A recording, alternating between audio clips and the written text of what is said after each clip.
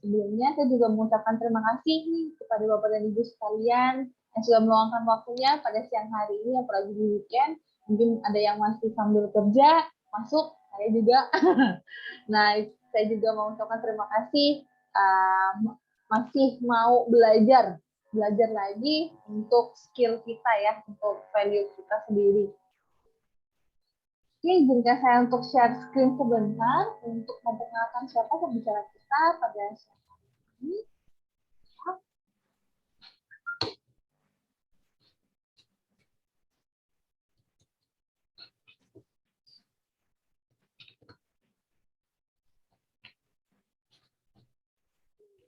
Yang Bapak Ibu ketahui, mungkin udah lihat di Instagram atau lihat di web kita, mungkin ada yang di-share juga sama teman-temannya mengenai topik pada siang hari ini kita yaitu Extreme Programming for Practitioners.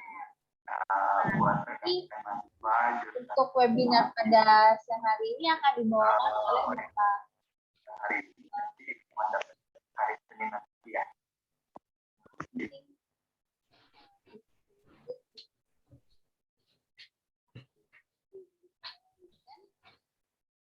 judulnya Extreme Programming for Practitioners yang akan dibawakan oleh Bapak Tugu Prasasti Analytic Connector Artificial Intelligence dari Indonesia.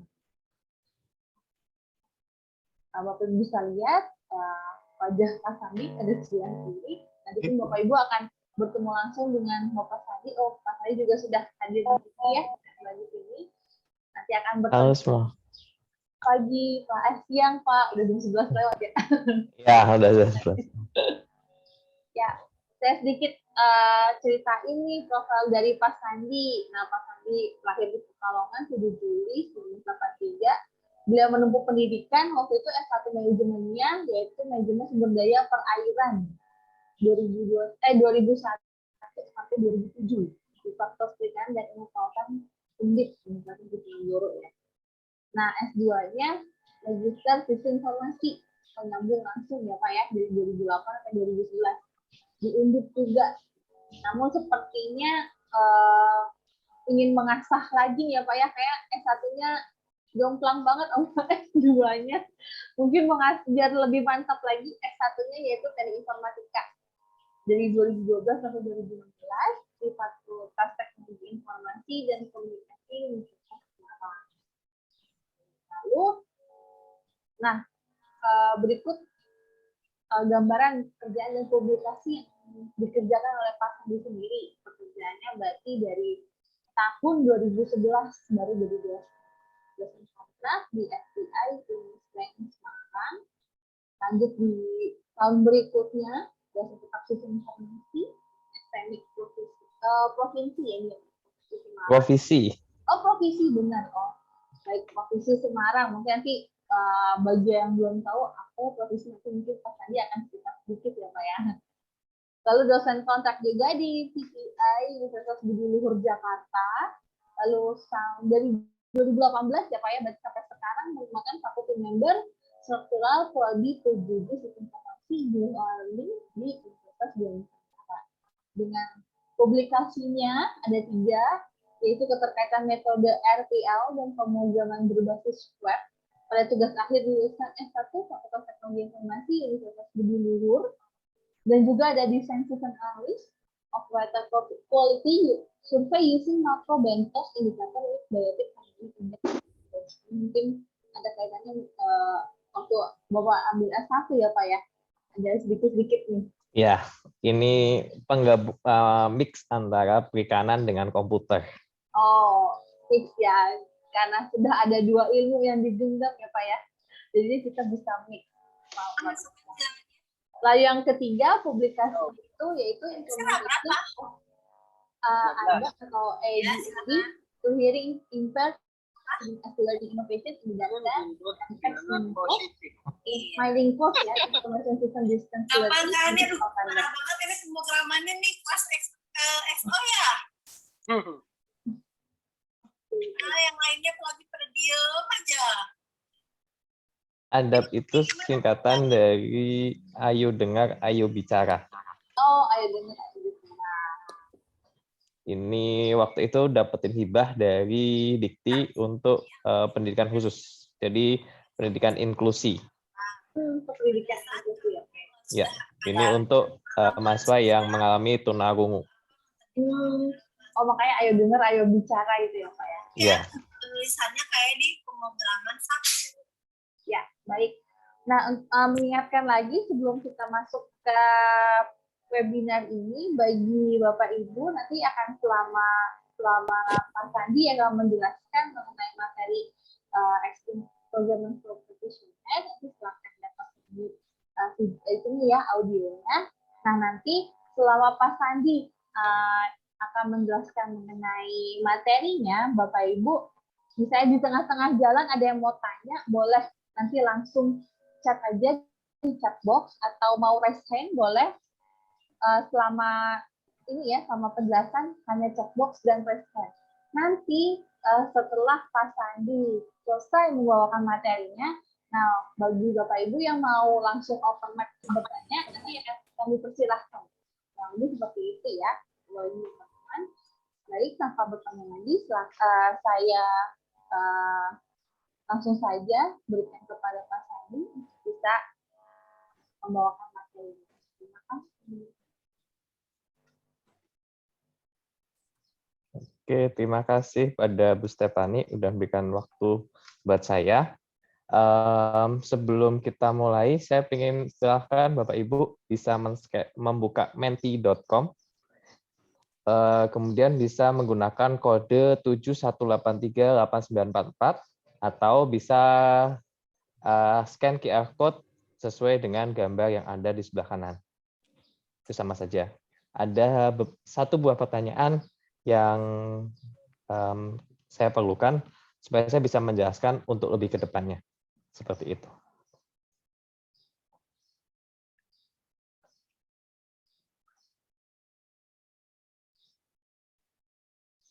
Bapak Ibu boleh langsung men-scan aja QR code-nya atau membuka menti.com misalnya.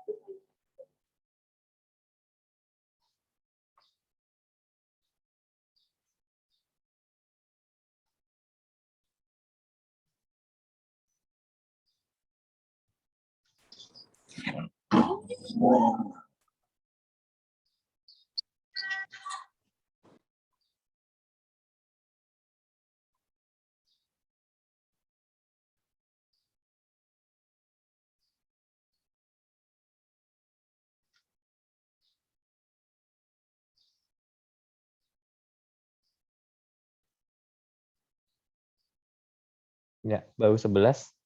Saya tunggu yang lain untuk ikutan. Jika belum paham mengenai framework yang dimaksud adalah seperti CI, Laravel, Yi, Symfony, dan seterusnya. Seperti itu.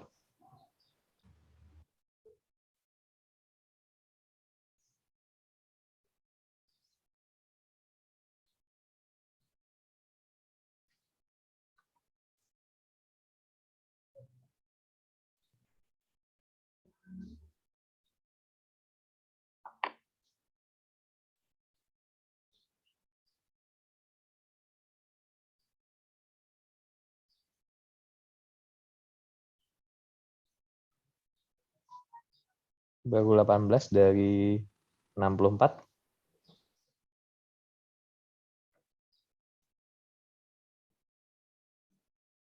Saya masih menunggu minimal ada 50%.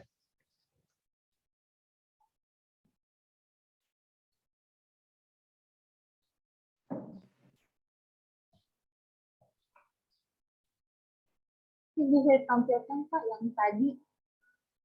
Oh ya, baik. Bisa ke sini.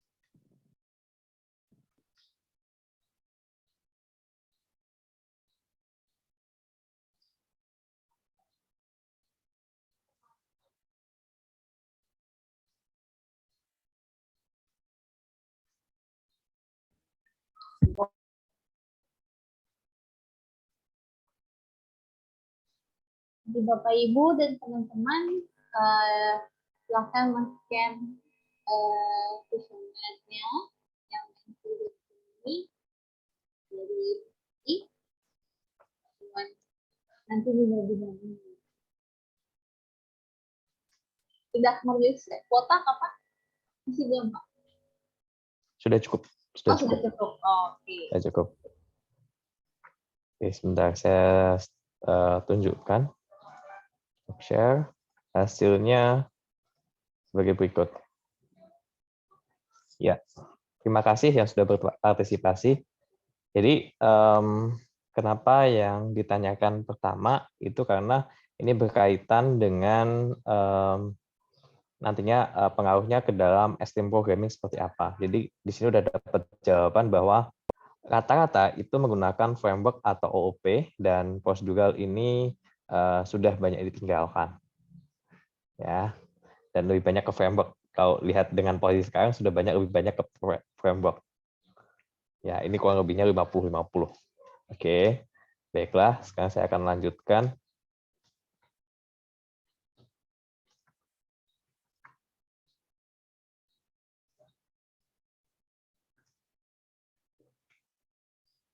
Ya, kita tahu dulu bahwa software proses atau proses model atau software engineering atau yang lebih dikenal dengan ya metode metode perancangan sistem. Ya, seperti yang kita tahu ada waterfall, ada prototyping, ada evolutionary process model, di mana ini punya sub yang dinamakan spiral model, ada unified process model, ada agile, ada scrum, dan XP framework. Ya, kalau kita belajar dari pertama dulu, waterfall, mungkin semua orang biasa mendengar ini. Ya, di mana prosesnya itu sangat-sangat sekuensial dari awal sampai akhir. Nah, pada saat salah satu dari publikasi saya mengenai lulusan hubungan keterkaitan tersebut itu bicara bahwa waterfall model itu menggunakan model pemrograman prosedural atau terstruktur. Nah, itu yang biasanya menggunakan natif. Sedangkan pada prototyping ini lebih fokus pada desainnya, desain UI-nya. Jadi nanti dipikirkan adalah pada front end-nya terlebih dahulu. Sedangkan pada evolutionary process model ini berada di tengah. Jadi evolutionary prototyping ini berada di tengah. Di tengah bisa ke model pemrograman prosedural ataupun bisa ke OOP atau framework. Ini Pak adalah tadi, maaf saya potong nih. Sepertinya belum muncul Pak sharing screen. Oh ya, sorry. Saya ulangi lagi ya. Dari Apa sudah terlihat? belum Pak. Belum. Belum. Sebentar ya. Apakah sudah terlihat? Belum, Pak. Belum.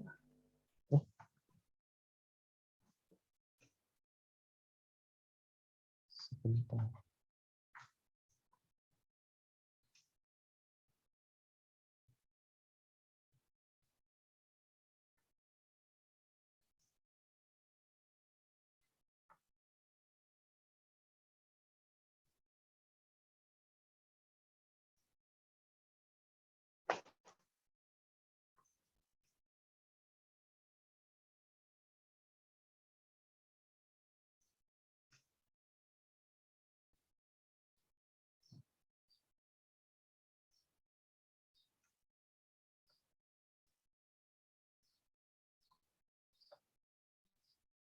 Apakah ini sudah terlihat? Masih belum, Pak. Apa mau saya bantu? Boleh, boleh dibantu share screen.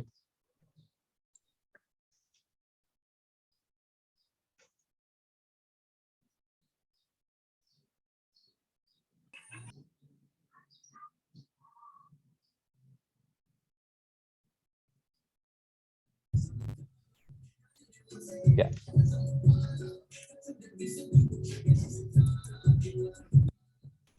Ya, jadi seperti ini. Jadi di dalam proses model kita tahu ada waterfall, prototyping, evolutionary, ada unified process, ada agile. Jadi waterfall ini biasanya menggunakan model pemrograman terstruktur. Karena kita tahu bahwa waterfall itu kalau kita menggunakan toolsnya biasanya menggunakan DFD. Ya, fokusnya pada proses modelnya. Jadi proses modelnya proses bisnisnya jauh lebih diutamakan. Sedangkan kalau prototyping itu fokusnya pada front end atau desain UI-nya. Ya, jadi prototyping ini front end dulu yang lebih penting sampai dia mendapatkan approval baru dibuat back end. Kalau waterfall kita tahu dia harus lurus. Jadi kalau belum terlaksana, belum di ACC, belum bisa jalan ke proses berikutnya. Kemudian yang berikutnya adalah evolutionary process model, di mana ini salah satunya adalah model spiral model. Spiral model ini dibuat dari komponen fitur terkecil, kemudian dia akan membesar sesuai dengan kebutuhan sistemnya. Nah, evolutionary process model dan prototyping ini bisa menggunakan dua hal, boleh pakai model pemrograman prosedural atau boleh menggunakan pemrograman dengan OOP atau framework. Nah, kemudian di bagian unified process model, di sini karena ada perkembangan UML, maka unified process model ini yang digunakan. Kemudian yang berikutnya ada agile, itu karena agile development, kita tahu bahwa agile ini sangat-sangat cepat banget pengembangannya, dan di dalam bukunya Pressman itu ada dua, yaitu Scrum dan XP Framework. Ya, kalau Scrum, yang kita tahu dia menggunakan backlog dan seterusnya. Sedangkan di XP Framework yang akan kita bahas setelah ini. Bisa di next. Ya. Ini adalah gambaran bagaimana proses dari Extreme Programming atau SP Framework. Dimulai dari yang namanya planning. Planning di sini akan membuat sebuah cerita di mana value-nya akan diterima dan bisa jadi itu akan memberikan dasar untuk dalam satu iterasi. Kemudian setelah itu ada proses desain. Proses desain ini berarti ada dua hal. Pertama, bisa desain berupa prototipe-nya. Yang kedua, simple design card yang nanti ini akan berupa analisis, contohnya menggunakan UML, terutama nanti pada saat pembuatan kelasnya. Kemudian setelah kelasnya ini jadi, kemudian baru kita ke bagian coding. Di bagian coding, ini saya cerita sedikit, nanti penjelasan setelah ini. Di bagian coding itu ada refactoring coding, jadi dipecah-pecah codingannya. Kemudian yang paling khas adalah adanya pair programming. Pair programming, dan yang berikutnya setelah coding ini ada proses yang sangat paralel, yaitu ada unit testing. Kemudian setelah program itu jadi, nanti akan ditesting berupa acceptance test, yaitu UAT. Dan yang terakhir, jika lolos semua, maka harusnya akan program developing system ini akan dirilis atau diterima. Penjelasannya sebagai berikut. Ya, kita mulai penjelasannya. Planning ini adalah aktivitas perencanaan dimulai dengan mendengarkan user. Jadi fokusnya di sini adalah Bapak Ibu mendengarkan keluh kesahnya user seperti apa. Baik itu aplikasinya udah ada atau mau dibuat baru ataupun akan membuat aplikasi yang baru. Ya, di sini yang diperlukan adalah Bapak Ibu harus punya kekuatan untuk menggambarkan proses bisnisnya. Kemudian pembagian fiturnya dan juga fungsionalitas dari setiap hak akses atau setiap hak akses dari usernya. Sehingga nantinya informasinya jauh lebih lengkap. Dan setiap orang bisa mengakses hal tersebut sesuai dengan kebutuhannya. Next. Nah, di dalam berikutnya ini adalah desain. Di dalam desain, yang pertama kali yang paling penting adalah desain ini adalah menggunakan prinsip keep it simple. Jadi desainnya jangan terlalu wah banget. Tapi sini adalah desainnya yang simple karena fungsinya adalah pada fungsionalitasnya. Ya, karena nanti setelah desainnya ini selesai, baru itu baru dirancang dengan warna, tampilan, kemudian tambahin tema dan seterusnya itu setelahnya. Yang penting di sini fokusnya pada fungsionalitasnya. Jadi kalau misalkan butuh form, butuh tampilan, ini yang pertama kali dulu yang dikembangkan. Kemudian setelah itu barulah membuat CRC. CRC ini nantinya digunakan untuk dalam proses atau prosedur kerja di dalam coding. Dan ini yang membedakan antara Scrum dengan Extreme Programming atau XP. Kalau bahasa teman saya itu bahasanya adalah radical programming. Jadi programmingnya secara radikal, tidak seperti waterfall. Kalau dilihat modelnya sangat mirip waterfall kalau lihat bukunya Pressman sekitar tahun 2008-an. Ini sangat mirip. Bisa next. Nah, ada satu hal yang diperlukan di sini adalah refactoring. Refactoring atau memodifikasi untuk atau mengoptimalkan kode atau source code atau coding dengan cara tidak merubah perilaku eksternalnya. Artinya desain akan terus-menerus dibangun saat sistem sedang berjalan. Dan jangan lupa ada CRC, yaitu Class Responsibility Collaborator. Ini menyediakan cara yang paling sederhana untuk identifikasi, mengatur kelas yang relevan dengan persyaratan atau sistem produk. Makanya kenapa tadi pas di awal diminta untuk mana yang model pemrograman yang sering digunakan. Apakah framework, OOP PHP, ataukah OOP, ataukah prosedural. Tapi di sini lebih disarankan itu MVC. Kalau anak MVC akan lebih terlihat bedanya. Kalau OOP terlihat tapi nggak terlalu terlihatnya sedikit, nggak terlalu banyak. Tapi kalau MVC sangat terlihat banget karena udah ada model, ada view, ada controller. Bisa di next. Nah, ini adalah contoh dari CRC-nya. Saya gunakan contoh ini untuk mempermudah. Ya. Pada kartu sebelah kiri itu adalah CRC bagian role.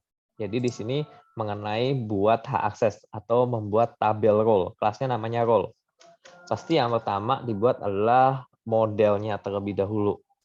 Kemudian barulah buat untuk view. View biasanya berupa form view untuk input, kemudian datanya ditampilkan, kemudian apakah nanti datanya akan diubah ataukah enggak, kemudian dihapus. Kemudian setelah itu baru bikin controller supaya antara view dengan model ini bisa tersambung dan bisa masuk ke dalam database. Begitu pula dengan kelas bagian user. Ini juga sama prosesnya. Jadi dimulai dari pembuatan model dan seterusnya. Dan ini mana terlebih dahulu diperbolehkan, mana yang mau digunakan terlebih dahulu, mana yang mau dibuat terlebih dahulu diperbolehkan. Jadi mau buat controller dulu silahkan, mau buat view dulu silahkan, mau buat model terlebih dahulu silahkan. Everything is okay, fine. Ya, selama proses ini bisa dikerjakan dan sesuai dengan prosedurnya, sesuai dengan codingannya, dan tidak mengubah banyak codingan, sesuai dengan konsep MVC maupun OOP-nya. Jadi next. Nah, disinilah fungsi dari coding. Kenapa dari tadi bilangnya coding atau pembuatan source code. Jadi disinilah radikalismenya, kalau dibilang radikalismenya dari konsep programmingnya. Jadi disinilah konsep yang membedakan antara waterfall dengan XP. Jadi disinilah nanti bahwa ini jauh lebih kencang dibandingkan yang lain, seperti itu. Makanya coding ini merupakan bagian yang paling penting dari XP. Konsep kunci dalam aktivitas atau pengkodean menjadi salah satu aspek penting dari yang dibahas dari XP. Di mana nantinya ini akan berupa pemrograman berpasangan,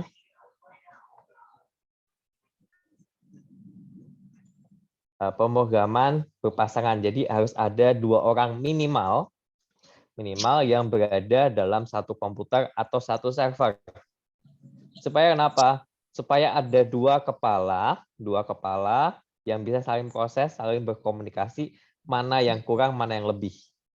Ya, jadi misalkan ada beberapa orang yang di sini, misalkan satu dia jago banget, yang kedua nggak begitu jago. Nah, itu bisa saling nutup dan bisa saling training juga. Oh, ini pemrogramannya harusnya seperti ini dan seterusnya. Jadi di sini juga memudahkan dalam konsep kalau misalkan mau training programmer baru atau programmer junior yang bisa digunakan di kantor Bapak Ibu semua. Dan satu lagi di sini ada jaminan waktu yang jauh lebih banyak karena ada konsep diskusi di sana untuk membuat satu CRC. Nah, di sini juga harus ada menjamin kualitas waktu. Jadi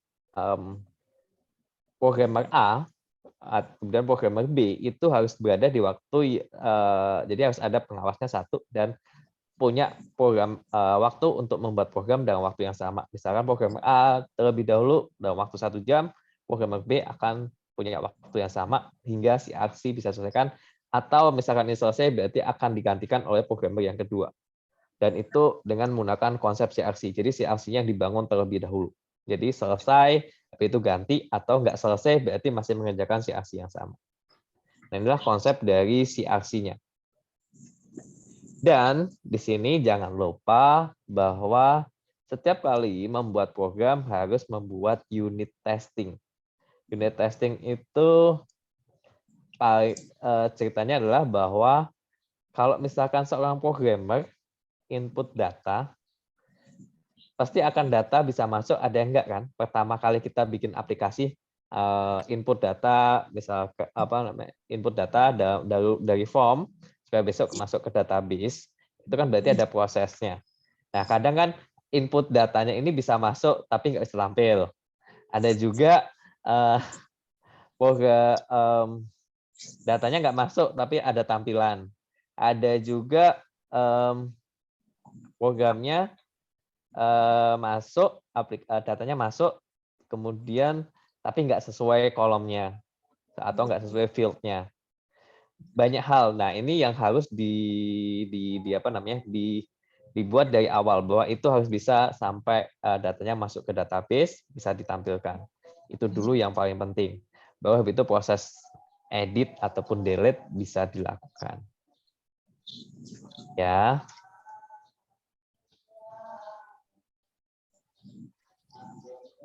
Kemudian inilah bagian testing. Bagian testing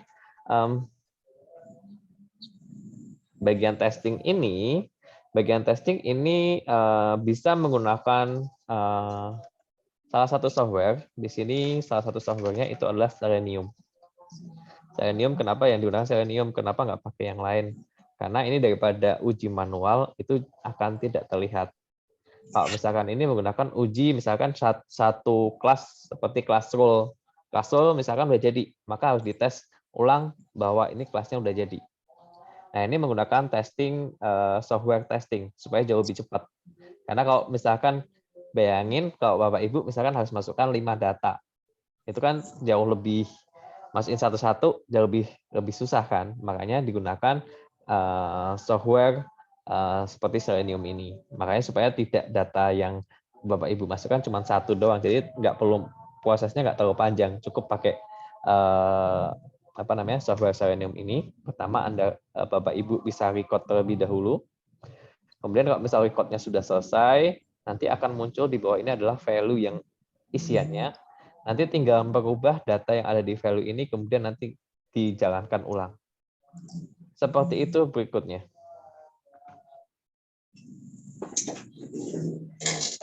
Oke, saya jawab dulu ya. Ini ada pertanyaan dari Muhammad Raffi Ariskan. Isi bertanya, apakah sebuah aplikasi sudah cukup atau tidak apa-apa menggunakan orang yang bersih di software quality assurance saja tanpa menggunakan unit testing? Jadi gini, unit testing itu fokusnya pada programmer. Sedangkan quality assurance itu fokusnya setelah diintegrasi, jadi pada fungsional. Jadi kalau kita lihat konsep testing itu ada 4. Saya gunakan bukunya Pressman ya. Pertama itu unit testing, yang kedua itu integration testing, yang ketiga functional testing, yang keempat adalah user acceptance testing. Kalau misalkan yang testing ini yang unit testing itu pada level programmer. Jadi ini tetap dilakukan selama di level programmer. Kemudian fungsional itu adalah bagaimana seluruh fungsi-fungsi atau seluruh kelas itu nanti akan disatukan. Bisa modelnya bottom up, bisa modelnya top down. Kemudian setelah itu barulah fungsional udah oke. Kemudian baru kita buat fungsionalnya. Kita lihat bagaimana aplikasi secara keseluruhan bisa digunakan oleh setiap user, setiap hak akses, dan semuanya bisa berjalan dengan normal. Termasuk bisa menghindari yang namanya dari sisi security juga bisa dilihat. Apakah security-nya mudah ditembus ataupun tidak. Nah inilah kemudian dari situ barulah konsep pemrograman ini testing ini dilakukan. Biasanya kalau fungsional itu seperti yang kita tahu ada black box, ada white box, ada pen test, ada stress test, dan seterusnya. Nah itu adalah fungsi dari quality assurance. Ya, jadi tetap dua-duanya ada baiknya dilakukan. Seperti itu Muhammad Raffi.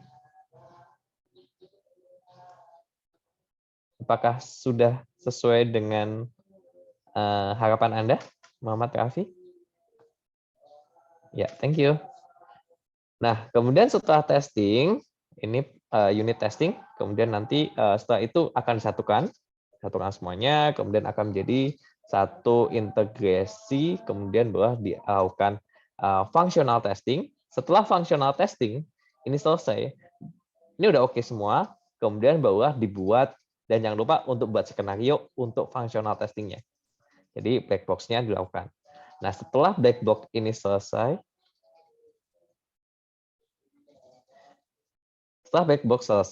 kemudian barulah kita lakukan ke yang terakhir adalah user acceptance test. User acceptance test itu bahwa dari developer itu akan ke user, kemudian akan mempresentasikan, menunjukkan sesuai dengan skenario yang telah dibuat, ataupun sesuai dengan permintaan dari usernya apa skenario-nya seperti apa. Nah, di sini ada konsep kesepakatan dengan pembuatan skenario, kemudian skenario itu kemudian dilakukan. Skenario-nya dilakukan, kalau misalkan sudah sesuai, maka akan dicentang. Kalau misalkan nggak sesuai, berarti harus dilakukan perbaikan. Nah, di sini harus ada catatan. Perbedaan antara functional testing seperti black box, nah biasanya user acceptance test itu mirip black box. black box testing. Kalau black box testing tidak ada komen ataupun saran perbaikannya, sedangkan kalau user acceptance test harus ada saran perbaikannya. Seperti itu. Oke. Kemudian saya jawab dulu dari pertanyaan Pak Antonius Gatot. Jika ada keterbatasan resource dan tidak memungkinkan dilakukan pair programming, apakah masih relevan jika ingin menggunakan XP?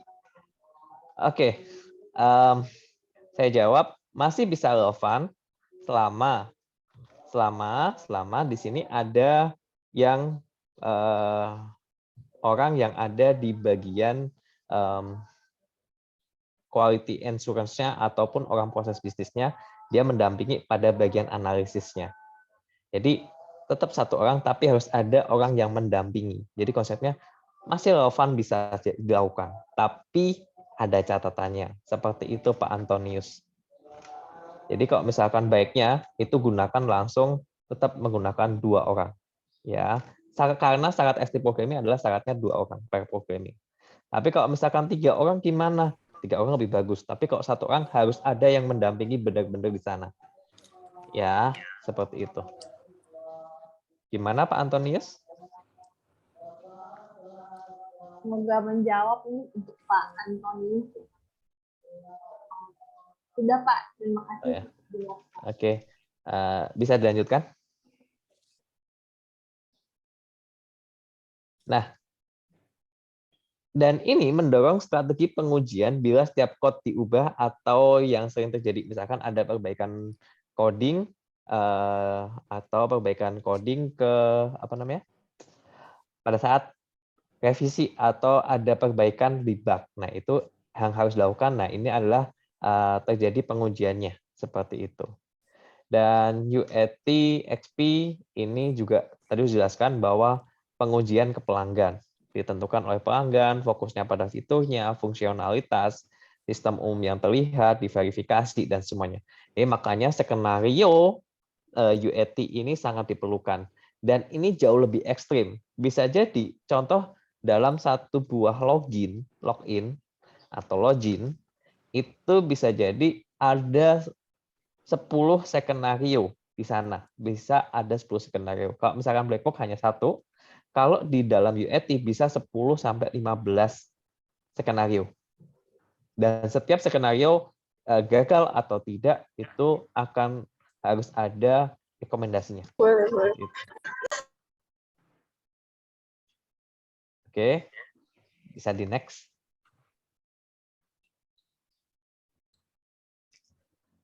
Dan inilah kelebihan dan kekurangan dari extreme programming.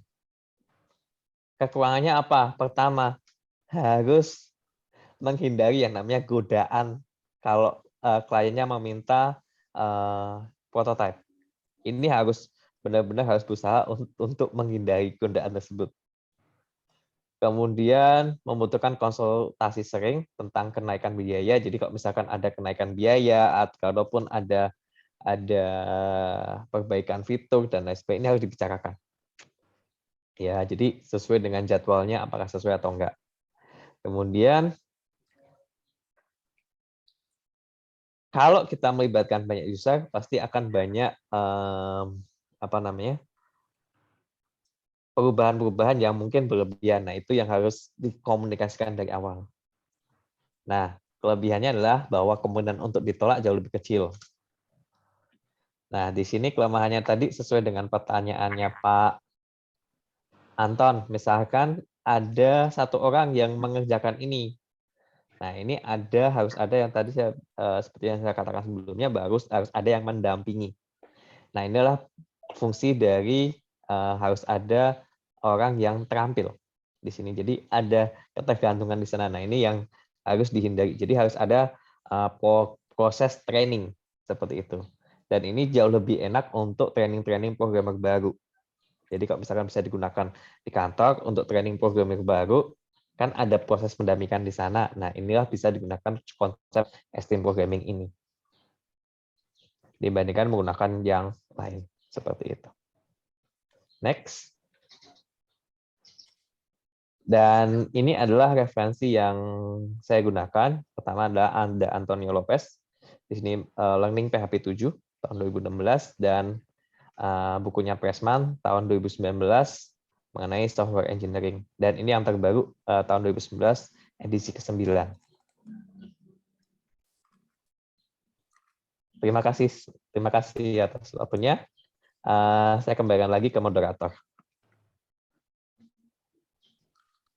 Terima kasih atas penjelasannya tadi. Bagi teman-teman atau Bapak Ibu sekalian yang saat ini kita beralih ke sesi Q&A. Bagi Bapak Ibu teman-teman, kalau ada yang mau bertanya langsung aja di chat box atau ingin langsung bertanya juga boleh, langsung berinteraksi dengan Pak Sandi ataupun mau raise hand itu juga bisa.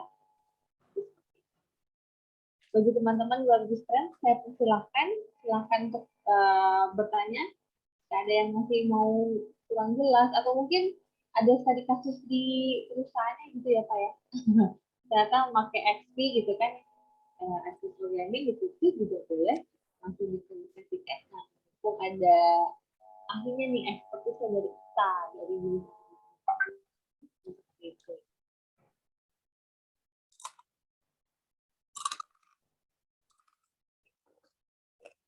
Ya, mungkin ada dari teman-teman sekalian.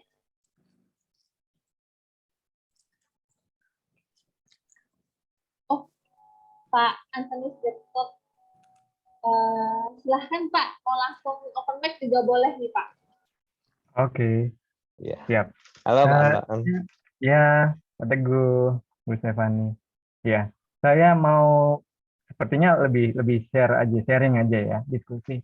Jadi dari XP sendiri untuk penggunaannya saat ini tuh bagaimana ya Pak?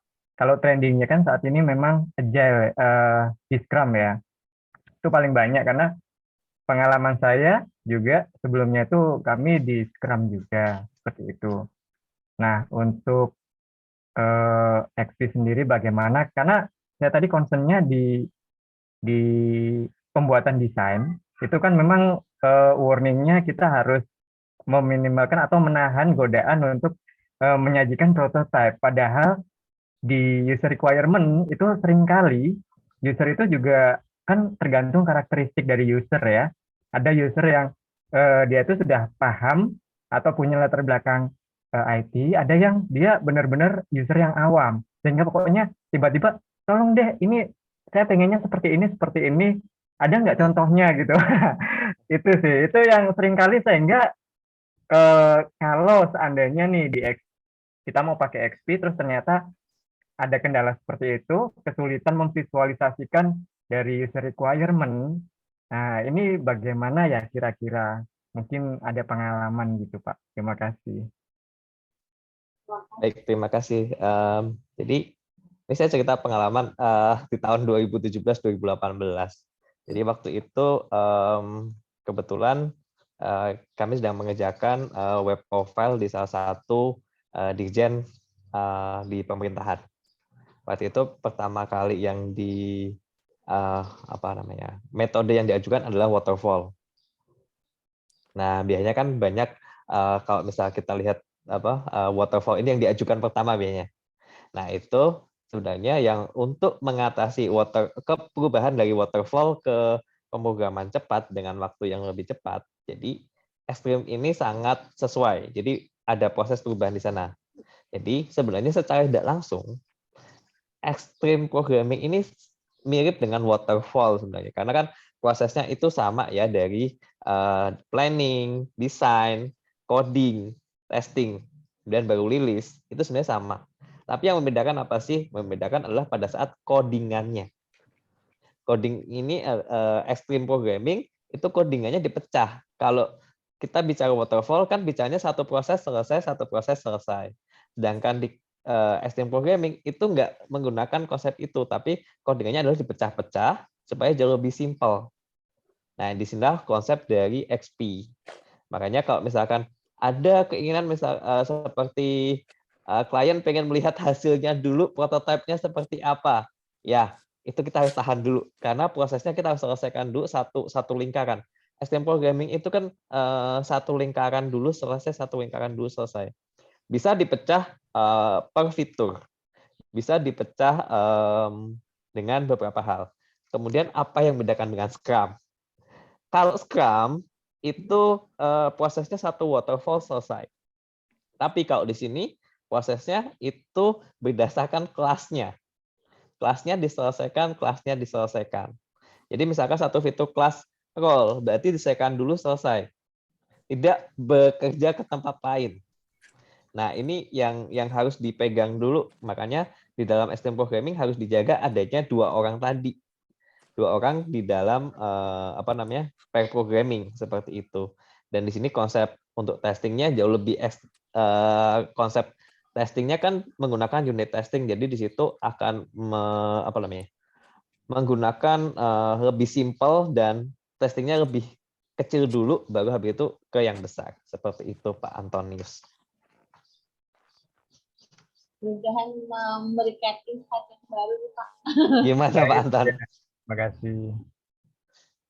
Dan di sini buat training, Pak Anton, kalau misalkan training programmer baru bisa menggunakan Extreme, itu jauh lebih enak karena kan mereka juga terbiasa menggunakan pemrogrammnya, kita bisa waktu dengan lebih cepat kan, Pak. Nah, di situ fungsi dari Extreme seperti itu. Ya, itu concern saya sih di situ untuk Extreme XP ya. Jadi memang memudahkan kita untuk alih ini ya, knowledge gitu ya, transfer of knowledge seperti itu. Ya, terima kasih. Terima kasih, Pak. Oke, baik. Mungkin ada di ini juga nih, Pak, di chat box ya. Ini ada pertanyaan dari Pak Heru Darmadi. Hai Pak Teguh, izin partisipasi mau tanya untuk tembok seperti apa kalau di Scrum practice pakai Korinthi.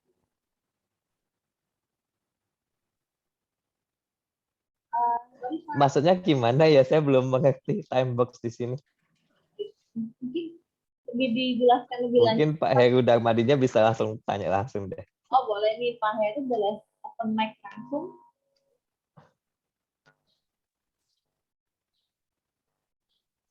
Oh iya, terima kasih. Selamat siang, Pak Teguh. Selamat siang. Sambil ngerjain pekerjaan rumah saya. Mohon maaf, jadi nggak bisa open kamera, Pak. Tapi saya mendengarkan sejak tadi. Terima kasih, Pak. Gini, Pak, di Scrum itu kan time boxing itu maksudnya jadi setiap kali kita mau rilis dalam berapa waktu, bisa fitur, bisa apa gitu ya.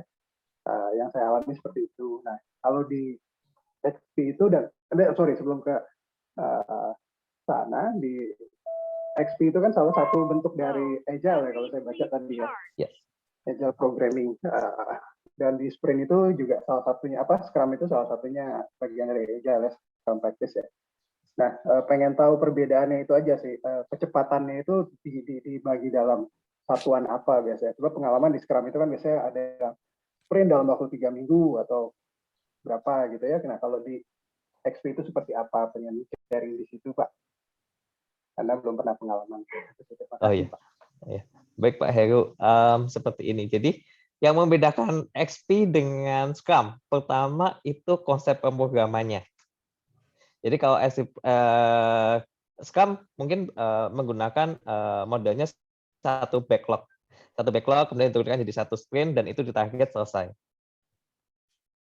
Kemudian kalau misalkan di XP itu lebih mementingkan ke dalam proses konsep programmingnya yang diselesaikan. Karena konsepnya menggunakan konsep CRC tadi. Jadi satu CRC selesai. Artinya bahwa satu kelas diselesaikan. Dan ini satu CRC ini ditarget, ada target. Kalau misalkan mau ditarget, diperbolehkan. Karena lebih bagusnya ditarget. Karena dengan target, menurut saran dari bukunya Pressman itu adalah seorang programmer untuk menyelesaikan satu CRC itu waktunya 1-2 jam. Begitu 1-2 jam selesai atau kita gunakan 1 jam selesai, maka dia harus berganti. Itu yang membedakan. Jadi 1 jam selesai harus digantikan. Jadi satu kelas program kalau misalkan belum selesai harus diganti yang lain. Kalau misalkan sudah selesai berarti harus ganti program yang berikutnya. Jadi seperti itu Pak Heru. Kalau di Scrum itu menggunakan kan konsepnya backlog kemudian diturunkan jadi sprint. Sprint itu merupakan bagian terkecil dari Scrum-nya. Nah, Scrum itu sprint inilah yang nanti digunakan sesuai dengan targetnya. Bisa 1 hari, sekian jam, dan seterusnya. Yang membedakan kalau di dalam Scrum itu boleh berpindah dari misalkan seperti ini, dari konsep controller ke model, kemudian ke view, ini boleh mengacak sesuai dengan urutan sprint-nya. Bisa jadi mengerjakan model seluruhnya terlebih dahulu bisa. Kemudian barulah buat kontrolnya. Sedangkan ini harus sekuensial. Nah, perbedaannya di situ Pak Heru. Jadi kalau di dalam XP itu harus sequence, satu kelasnya selesai. Sedangkan kalau di Scrum itu kelasnya boleh berpindah dulu sesuai dengan urutan atau sprint yang dibuat. Seperti itu. Itu menurut pengalaman yang saya alami ya. Seperti itu Pak Heru. Baik Pak, terima kasih banyak Pak Teguh sharingnya. Ya. Kami dapat insight baru ya Pak Heru. Terima kasih untuk pertanyaannya Pak Heru. Baik, untuk mungkin dari Bapak Ibu yang lain mau bertanya lagi. Jangan lupa di initialize ya. Jadi variabel yang mau kita pakai buat looping itu jangan lupa di initialize. Itu jangan lupa diganti, modify ya. Modify itu artinya Ini sibuk ya. Sebenarnya lagi masuk kerja juga nih Pak. Di weekend ini ya. Bukan saya aja nih yang weekend kerja. Ini juga kayaknya. Baik. Mungkin Bapak Ibu teman-teman ada lagi yang mau bertanya?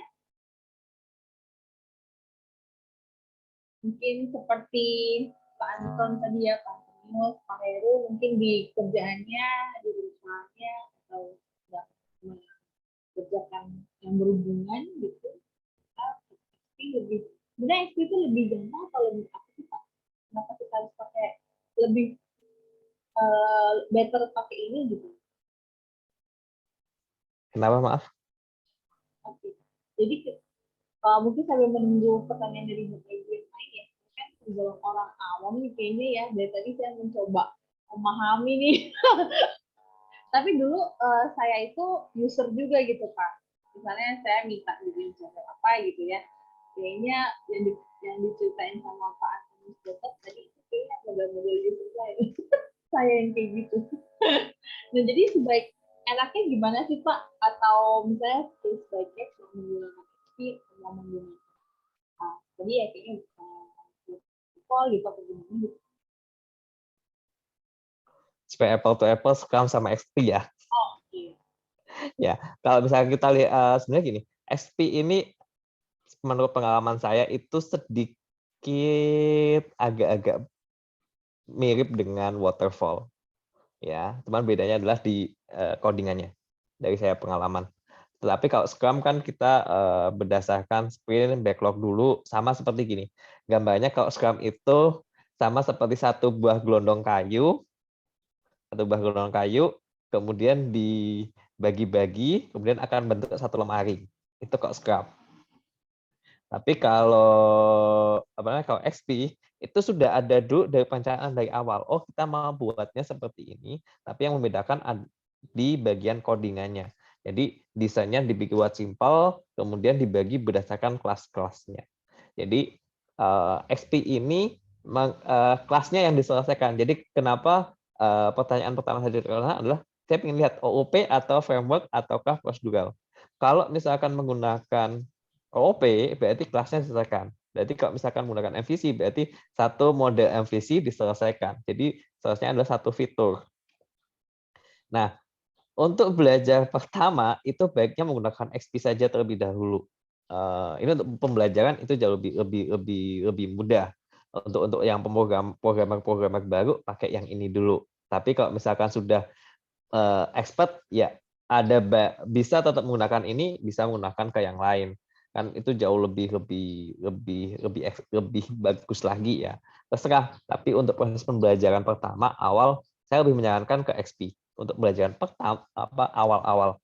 Karena ini mirip dengan waterfall seperti itu. Sangat mirip. Jadi saya gambaran saya untuk para beginner. Tadi kayaknya Pak Antonius resen ya Pak. Gimana Pak mau open?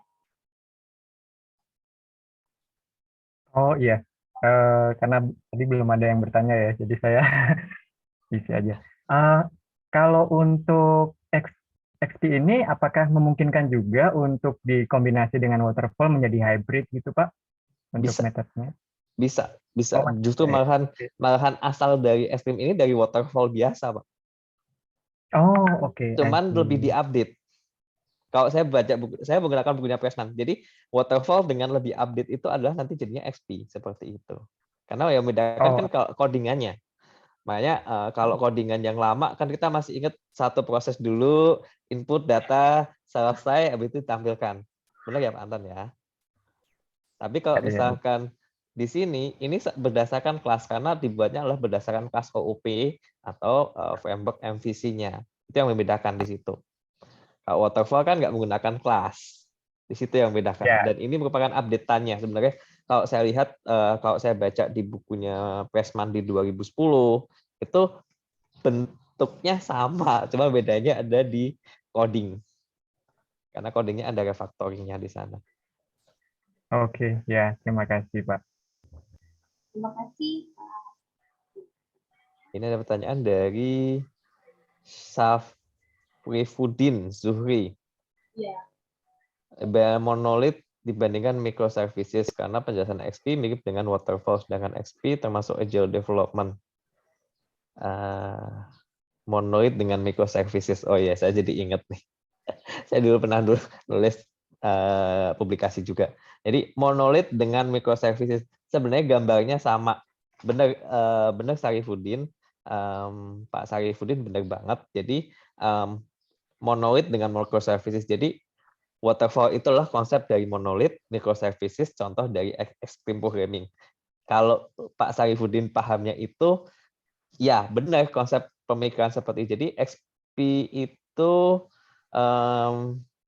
akan lebih mudah itu karena dibagi per kecil-kecilnya. Jadi waterfall yang dulu satu gelondong, codingannya dibuat lebih kecil. Tapi yang membedakan itu kalau microservices dengan apa namanya?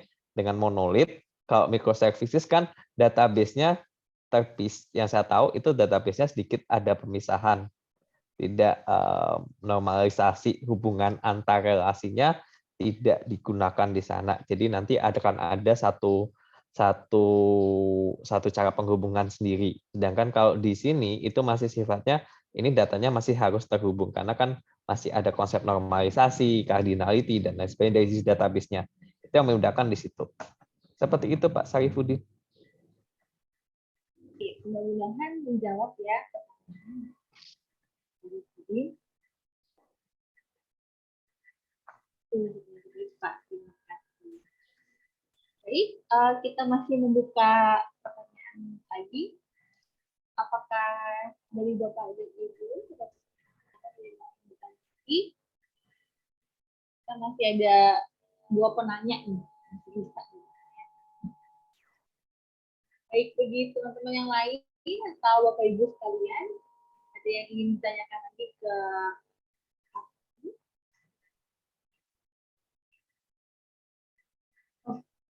pelanggan setia nih Pak. Pak Antonius. Boleh Pak, silakan Pak. Masih boleh ya? Belum habiskan kuota saya. Belum. Iya, mumpung ada ini ahlinya, jadi saya bisa berdiskusi juga. Silakan Pak. Oke. Ya, baik. Dari beberapa pengalaman saya itu, pada saat menggunakan Scrum, itu tadi kan kalau di XP ini ada konsep keep it simple ya, KIS. Jadi tadi sudah tampilkan juga contoh UI-nya itu kan memang benar-benar yang simple menggunakan low fidelity ya Pak ya. Nah, apakah masih bisa kalau seandainya memang ada tuntutan user itu desain UI-nya itu menggunakan high fidelity Pak? Begitu. Terima kasih. Masih bisa Pak. Masih bisa. Karena itu nanti akan lebih apa namanya? Kan itu proses di pengembangan akhir pada saat refactoring penyatuannya ada di belakang, Pak. Seperti itu, Pak. Jadi kalau Ya, misalkan baik. desain high fidelity-nya dimungkinkan lebih dulu, it's okay fine. Karena selama simple, nggak terlalu merubah banyak. Kan salah satu kelebihannya ini bisa dilakukan high fidelity-nya di belakang dibandingkan di Oh, depan.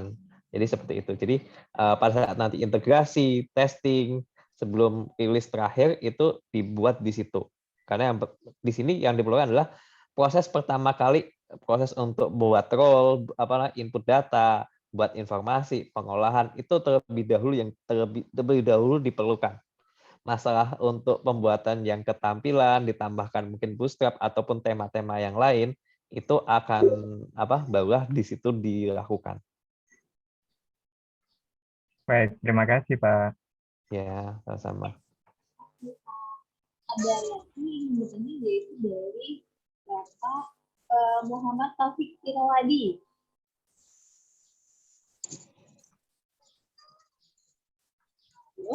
Silakan boleh open mic Pak Muhammad Taufik.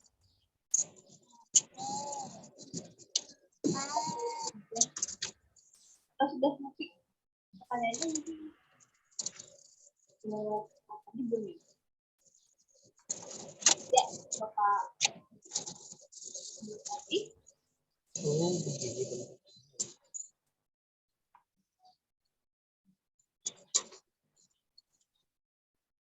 Tidak live streaming.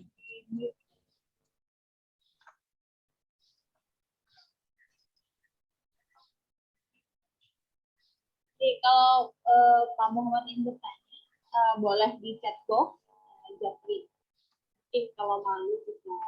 Oh, oke, baik. Baik, kalau dari rekan-rekan tidak ada yang ditanya lagi. Oke, sudah ya berarti. Oke, baik kalau begitu sepertinya sudah semua nih Pak Sandi tentang penjelasan mengenai XP ya untuk para praktisioner di sini. Terima kasih Pak Sandi untuk waktunya. Mungkin saya akan tutup. Tapi sebelum saya tutup, ingin menginformasikan kepada rekan-rekan sekalian karena webinar pada hari ini nanti akan mendapatkan e-sertifikat. Saya akan share link untuk absensinya ya kalian. Saya akan share di chat box.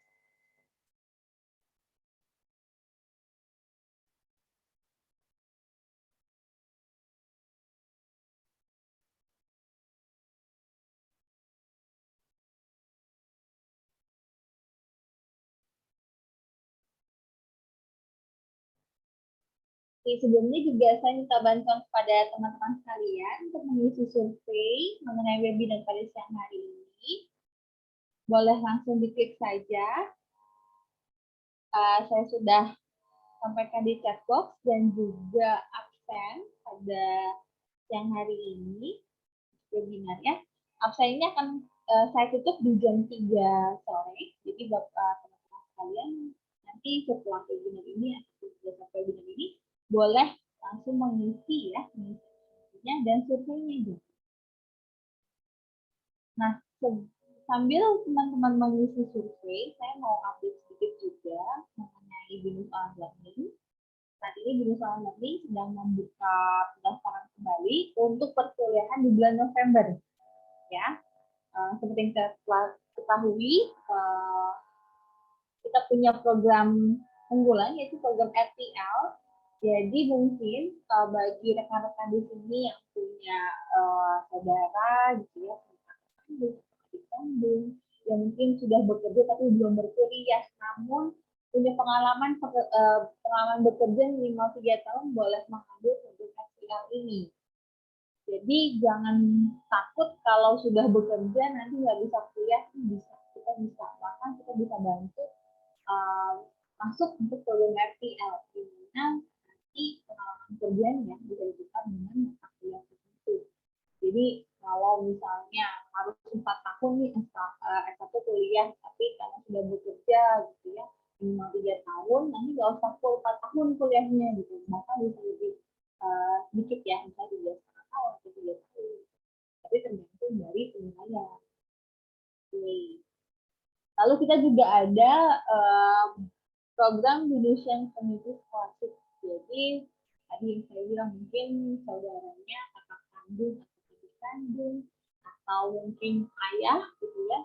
Dan kadang kalau di perusahaan belum mengantongi ijazah S1 dan ingin naik jabatan gitu atau ingin memperdalam lagi ilmunya, nah kita khusus untuk jurusan community itu bisa dapatkan free DP3 100%. Gitu. Jadi baik yang baru lulus apa namanya SMA atau SMK atau yang udah kerja pun boleh. Karena rata-rata jurusan learning itu mahasiswanya sudah bekerja. Jadi dengan organisasi ya, silahkan bisa melanjutkan perkuliahannya di jurusan itu.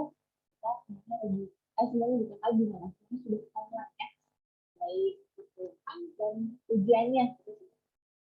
Untuk informasi lebih lanjut boleh menghubungi saya sendiri.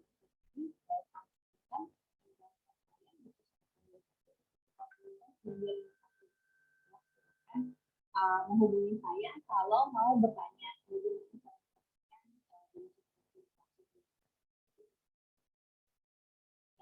Jadi kalau tadi saya ketik di chat box, ini ada ini QR code, jadi tinggal langsung ini saja, foto saja, itu bisa langsung mengisi.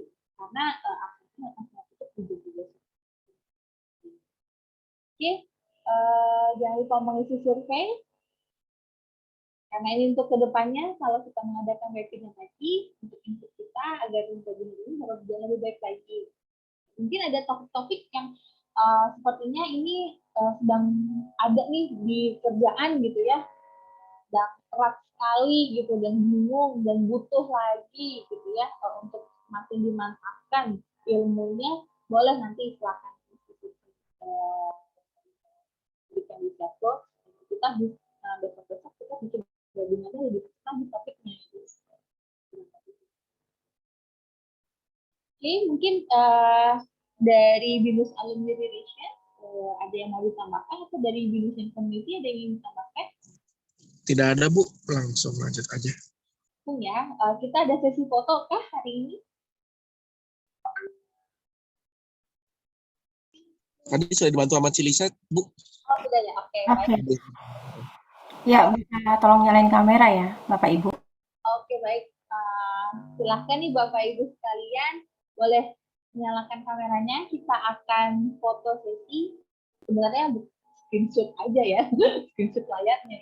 Tapi boleh di open mic, di open video. Video. Itu dibantu. Oke, ini ada 4 ya, ada 4 layar. Ini di layar pertama dulu ya. Oke. Oke, sudah siap Bapak Ibu. Pasang senyum yang terbaik ya, untuk nanti bisa dokumentasikan. Oke, saya sekarang screenshot sekarang ya. 1. Masih belum Bapak Ibu ya, masih ada 2 lembar lagi. Bapak Ibu yang belum open kamera bisa minta tolong di open kameranya supaya bagus untuk di fotonya. Oke, 1, 2, 3. Oke, masih ada 2 lagi. Siap. Oke, yang flash ketiga belum ada yang buka kamera ya? Oke, mungkin oke, nggak apa-apa, saya foto aja. Sebentar. Dan yang terakhir. Oke, sip Bapak Ibu, terima kasih. Ya, terima kasih. Terima kasih. Selamat siang. Thank you, Pak Sandi. Terima kasih Pak Sandi. Terima kasih Mbak Debati. Terima kasih Bapak Ibu, terima kasih Pak Sandi. Terima kasih Pak. Terima kasih Mbak. In left. Kan boleh left. Terima kasih ya. Oke, terima kasih Jin. Terima kasih Bapak Ibu.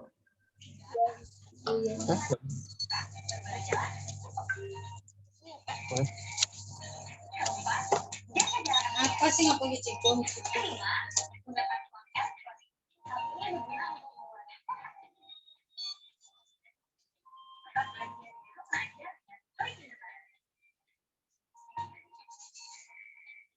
Nggak bisa? Oh, bisa. Iya. Nggak bisa update.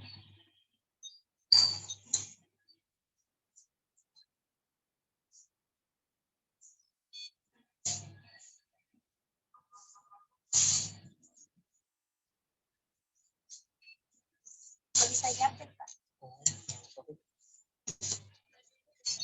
Nih.